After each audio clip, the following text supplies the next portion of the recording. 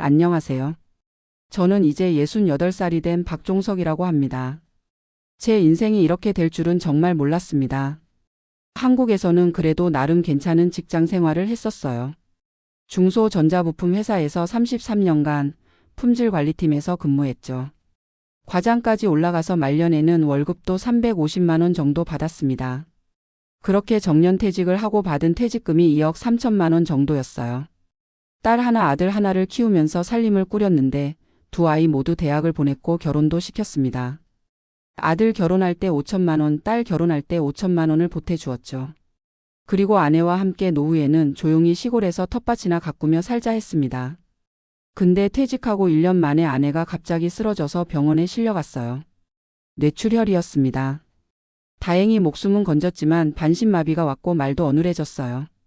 그렇게 3년간 병원과 집을 오가며 간병을 했습니다. 의료보험이 있었지만 그래도 병원비가 많이 나갔죠. 퇴직금에서 8천만 원 정도가 병원비로 나갔습니다. 그러다 결국 아내는 뇌출혈 재발로 3년 만에 세상을 떠났어요. 혼자 남겨진 저는 정말 막막했습니다. 자식들은 각자의 가정이 있으니 자주 만나기도 어려웠고요. 국민연금은 월 108만 원 정도 받았습니다. 하지만 혼자 살기에는 충분했죠. 그런데 혼자 있으니 너무 외롭더라고요. TV를 보다가 동남아에서 제2의 인생을 사는 한국인들의 이야기를 봤어요. 태국이나 베트남, 필리핀 같은 곳에서 물가도 싸고 날씨도 따뜻해서 한국보다 훨씬 여유롭게 산다는 내용이었죠. 저도 가끔 여행으로 태국에 가본 적이 있었는데 환경도 좋고 음식도 맛있었던 기억이 있었습니다. 그래서 유튜브로 관련 영상들을 찾아보기 시작했어요. 은퇴한 한국인들이 태국 치앙마이에서 한 달에 100만 원도 안 되는 돈으로 여유롭게 사는 모습을 보니 저도 가고 싶어졌습니다. 특히 한 유튜버는 치앙마이에서 월세 20만 원의 아파트를 구하고 식비 30만 원, 기타 생활비 20만 원으로 한 달 70만 원이면 충분히 산다고 했어요. 게다가 현지 한인 커뮤니티도 활발해서 외롭지 않다고 했죠. 한국에서 혼자 있는 것보다 낫겠다 싶어서 결심을 했습니다. 남은 퇴직금 7천만 원 중에서 3천만 원만 가져가고 나머지는 한국은행에 두기로 했어요. 아들과 딸에게 제 계획을 이야기했더니 처음에는 반대했습니다. 아버지, 그쪽은 의료시설도 한국보다 못하고 혼자 가시면 위험해요. 언어도 안 통하는데 어떻게 지내실 거예요? 하지만 제 마음은 이미 정해져 있었어요. 너희들 걱정 마라. 아버지가 건강하니까 괜찮을 거야. 거기 한인 커뮤니티도 있고 비자도 받을 수 있대. 한번 가서 석 달 정도 살아보고 안 맞으면 돌아오면 되잖아. 그렇게 설득해서 결국 자식들의 동의를 얻었습니다. 치앙마이행 비행기 표를 끊고 숙소도 예약했어요. 여행용 캐리어 하나와 배낭 하나에 필요한 물건들만 담았죠. 3천만 원은 달러로 환전해서 일부는 현금으로 일부는 통장으로 가져갔습니다. 그리고 한국어로 된 태국 여행 가이드북과 태국어 기초 회화책도 준비했어요. 드디어 태국으로 떠나는 날 인천공항에서 아들과 딸이 배웅해 주었습니다. 아버지 꼭 매일 연락하세요. 현지에서 모르는 사람 함부로 믿지 마시고요. 자식들의 걱정 어린 말을 들으며 비행기에 올랐습니다. 약 6시간의 비행 끝에 방콕에 도착했고 국내선을 타고 치앙마이로 이동했어요. 공항에 도착하니 현지 한인 게스트하우스에서 픽업을 나와 있었습니다. 그곳에서 일주일 동안 머물면서 현지 적응 기간을 가지기로 했어요. 게스트하우스 주인은 한국에서 은퇴하고 10년 전에 태국으로 이주해 온 50대 후반의 분이었습니다. 박 선생님, 여기 생활하시면 정말 좋으실 거예요. 월 100만 원이면 충분히 여유롭게 사실 수 있고 한국 음식도 쉽게 구할 수 있어요. 은퇴비자도 제가 도와드릴 테니 걱정 마세요. 이 말에 안심이 되었죠. 다음 날부터 주변 구경을 시작했습니다. 날씨는 습하긴 했지만 청명했고 물가는 정말 싸더라고요. 맛있는 식사를 해도 한 끼에 3,000원에서 5,000원이면 충분했고 과일도 정말 싸고 맛있었습니다. 게스트하우스에서 만난 다른 한국인 은퇴자들도 모두 만족스러운 생활을 하고 있다고 했어요. 한 일주일 지내보니 저도 여기서 살아볼만 하겠다는 생각이 들었습니다. 그래서 게스트하우스 주인의 도움을 받아 월세 집을 알아보기 시작했어요. 주인이 소개해준 부동산 중개인은 한국어를 조금 할 줄 아는 태국인이었습니다. 그는 저에게 니만해민이라는 치앙마이 시내 중심가 근처의 아파트를 몇 군데 보여주었죠. 하지만 시내 중심가는 월세가 생각보다 비쌌어요. 원룸형 아파트가 월 60만 원에서 80만 원 정도 했습니다. 유튜브에서 본 것과는 차이가 있더라고요. 좀 더 저렴한 곳은 없나요? 제가 물으니 중개인은 교외 지역의 아파트를 추천했습니다. 시내에서 조금 떨어진 산타이라는 지역의 아파트였는데 월세가 30만 원이었어요. 원룸이지만 깨끗하고 수영장과 헬스장 시설도 있었습니다. 마음에 들어서 계약하기로 했어요. 계약 과정에서 중개인이 보증금 300만 원과 6개월치 월세 180만 원을 미리 내야 한다고 했습니다. 한국과는 다른 시스템이라 의아했지만 게스트하우스 주인이 여기서는 그게 일반적이라고 해서 지불했어요. 그렇게 480만 원을 내고 아파트로 이사했습니다. 이사하고 나서 주변 환경에 적응하기 시작했어요. 아파트 근처에 작은 마트가 있어서 생필품을 구입하는 데는 불편함이 없었습니다. 하지만 시내 중심가와는 거리가 있어서 매번 택시나 뚝뚝이라는 오토바이 택시를 타야 했죠. 처음에는 새로운 환경이 신기하고 좋았어요. 아침에 일어나면 수영장에서 수영도 하고 근처 사원을 산책하며 여유로운 시간을 보냈습니다. 한국에서처럼 바쁘게 살지 않아도 되니 마음이 편했죠. 게스트하우스 주인이 소개해준 한인 모임에도 나가기 시작했어요.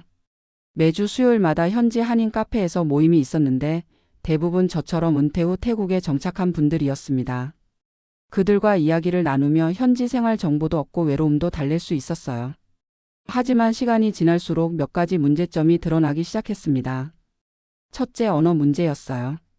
태국어는 생각보다 훨씬 어려웠고 현지인들은 영어도 잘 통하지 않았습니다. 간단한 물건을 사거나 택시를 탈 때는 어떻게든 의사소통이 가능했지만 조금만 복잡한 일이 생기면 정말 난감했어요. 둘째, 비자 문제였습니다. 게스트하우스 주인이 은퇴비자를 쉽게 받을 수 있다고 했지만 알고 보니 그렇게 간단한 일이 아니었어요. 태국에서 은퇴비 잔한 -이머그런트 O-A 비자를 받으려면 최소 50세 이상이어야 하고 태국 은행에 80만 바트 약 3천만 원 이상을 예치해야 했습니다. 또한 건강보험 증명서와 범죄 경력 증명서 등 여러 서류가 필요했죠. 저는 나이 조건은 충족했지만 80만 바트를 예치하려면 제가 가져온 3천만 원의 대부분을 은행에 묶어두어야 했어요. 게다가 매년 비자를 갱신해야 하는데 그때마다 새로운 서류를 준비해야 한다고 했습니다. 셋째, 생활비가 생각보다 많이 들었어요. 유튜브에서 본 것처럼 한 달 70만 원으로는 충분하지 않았습니다. 월세 30만 원, 식비 40만 원, 교통비 15만 원, 통신비 10만 원, 기타 잡비 20만 원 등 최소 115만 원 정도는 필요했어요. 특히 한국 음식이 그리울 때 한식당에 가면 한 끼에 2만 원 가까이 나갔습니다. 넷째, 의료 문제였어요. 태국의 사립병원은 시설이 좋지만 비쌌고 공립병원은 저렴했지만 대기 시간이 너무 길고 의사소통이 어려웠습니다. 제가 고혈압약을 정기적으로 복용해야 했는데 한국에서 가져온 약이 떨어지자 현지 병원에서 처방받는 과정이 너무 복잡했어요. 그럼에도 처음 석 달 동안은 이런 문제들을 감수하며 적응해 보려고 노력했습니다. 한국의 자식들에게는 모든 것이 좋다고만 이야기했어요. 사실을 알면 걱정할 테니까요. 그런데 넉 달째 되는 날 예상치 못한 사건이 발생했습니다. 한인 모임에서 알게 된 김 씨라는 분이 저에게 좋은 투자 기회가 있다며 접근해 왔어요. 박 선생님, 지금 태국 치앙마이 외곽에 신도시 개발 프로젝트가 진행 중인데 거기 땅을 미리 사두면 1년 안에 2배는 뜰 겁니다. 한국인들이 많이 투자하고 있어요. 최소 1천만 원부터 투자 가능한데 이왕이면 2천만 원 정도 하시는 게 좋을 것 같습니다. 처음에는 의심이 들었지만 그는 다른 한인 모임 회원들과도 친분이 있었고 신뢰할 만해 보였어요. 게다가 실제로 투자했다는 몇몇 한인들을 소개해 주었는데 그들도 좋은 투자라고 말했죠. 고민 끝에 저는 2천만 원을 투자하기로 결정했습니다. 김 씨는 계약서를 작성해 주었고 저는 그의 계좌로 돈을 이체했어요. 그런데 그 후로 김 씨와 연락이 되지 않았습니다. 처음 2, 3일은 출장 중이라 연락이 안 된다고 생각했지만 일주일이 지나도 연락이 없었어요. 불안한 마음에 다른 한인 모임 회원들에게 물어봤더니 놀랍게도 그들도 김 씨를 찾고 있었습니다. 알고 보니 김 씨는 모임에 있는 여러 한인들에게 같은 이야기로 돈을 모았고 총 몇억 원을 가지고 사라진 것이었어요. 경찰에 신고했지만 소용없었습니다. 김 씨가 사용한 신분증은 가짜였고 계좌도 다른 사람 명의로 개설된 것이었죠. 완전히 사기를 당한 것입니다. 2천만 원이라는 큰 돈을 잃은 저는 정말 막막했어요. 남은 돈은 500만 원 정도밖에 없었고 그마저도 생활비로 계속 줄어들고 있었습니다. 한국으로 돌아가야겠다고 결심했지만 비행기 표를 끊고 짐을 정리하는 과정에서 또 다른 문제가 발생했어요. 제가 살던 아파트 계약이 1년 계약이었는데 중도 해지하면 보증금 300만 원을 돌려받지 못한다는 조항이 있었던 겁니다. 계약서를 꼼꼼히 확인하지 않은 제 실수였죠. 결국 보증금도 포기하고 한국행 비행기표를 구입했습니다. 짐을 정리하는 과정에서 같은 아파트에 사는 한국인 부부를 만났어요. 그분들에게 제 상황을 이야기했더니 놀랍게도 그들도 비슷한 경험을 했다고 했습니다. 저희도 처음에는 유튜브 보고 와서 꿈에 부풀어 있었는데 현실은 달랐어요.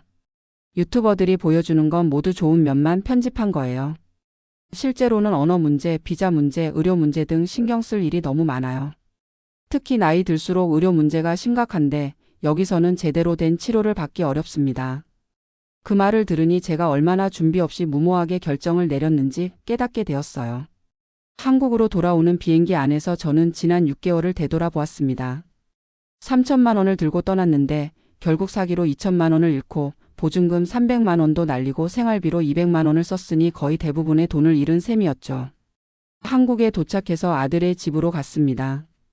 처음에는 모든 것이 잘 되고 있다고 거짓말을 했던 터라 갑자기 돌아온 저를 보고 아들과 며느리는 놀랐어요.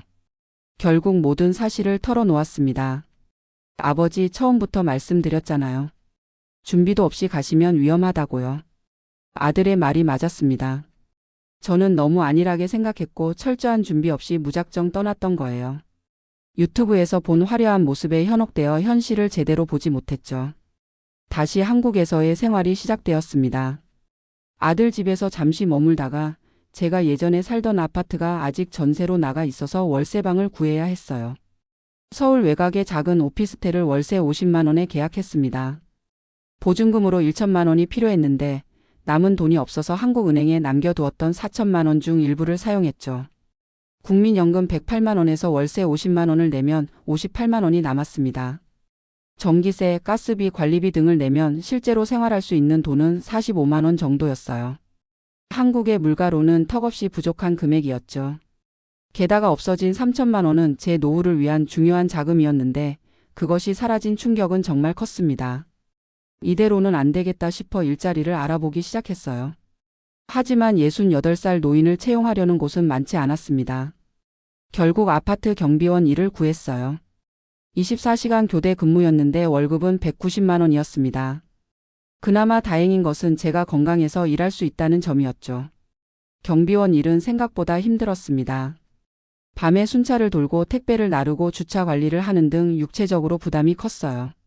하지만 국민연금과 합쳐 월 300만 원 가까운 수입이 생겼고 이제는 그럭저럭 생활할 수 있게 되었습니다. 일을 시작하고 6개월이 지났을 때 우연히 같은 아파트 단지에 사는 한 노부부와 친해지게 되었어요. 그분들도 저와 비슷한 연령대였는데 은퇴 후 동남아로 이주했다가 돌아온 경험이 있었습니다. 우리도 필리핀 세부에 있다가 왔어요. 처음에는 좋았지만 시간이 지날수록 한국이 그리워지더라고요. 특히 의료 시스템은 한국을 따라올 수 없어요. 그 말에 크게 공감했습니다. 그분들은 저에게 실버 커뮤니티를 소개해 주었어요. 지역 노인복지관에서 운영하는 프로그램이었는데 다양한 취미 활동과 봉사 활동을 할 수 있었습니다. 저는 거기서 한문 교실에 참여하기 시작했어요. 학창 시절부터 한문을 좋아했던 저는 그곳에서 새로운 즐거움을 찾았습니다.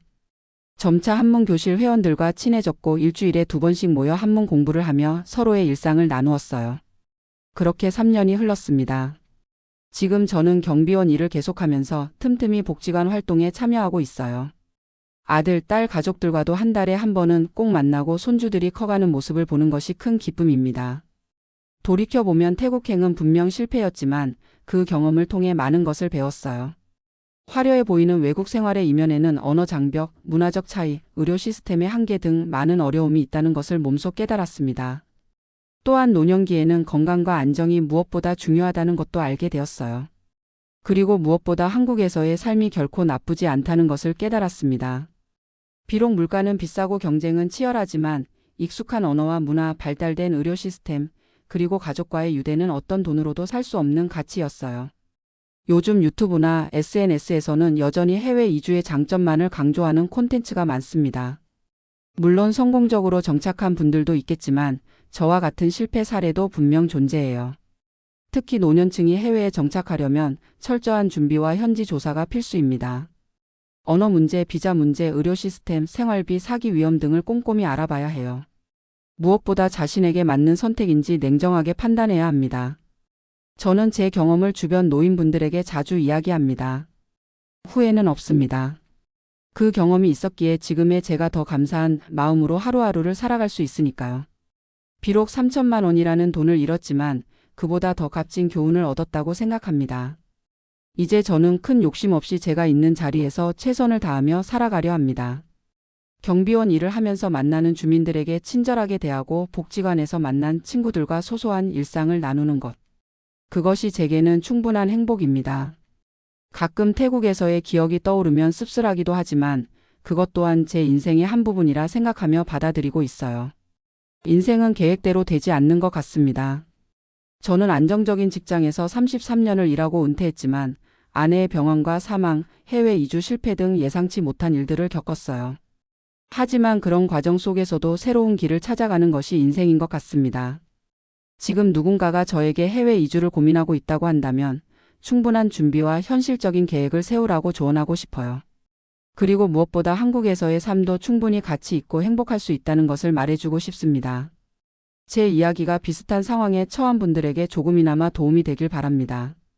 인생의 황혼기에 있는 우리 모두가 후회 없는 선택을 하고 행복한 노년을 보낼 수 있기를 진심으로 바랍니다. 감사합니다.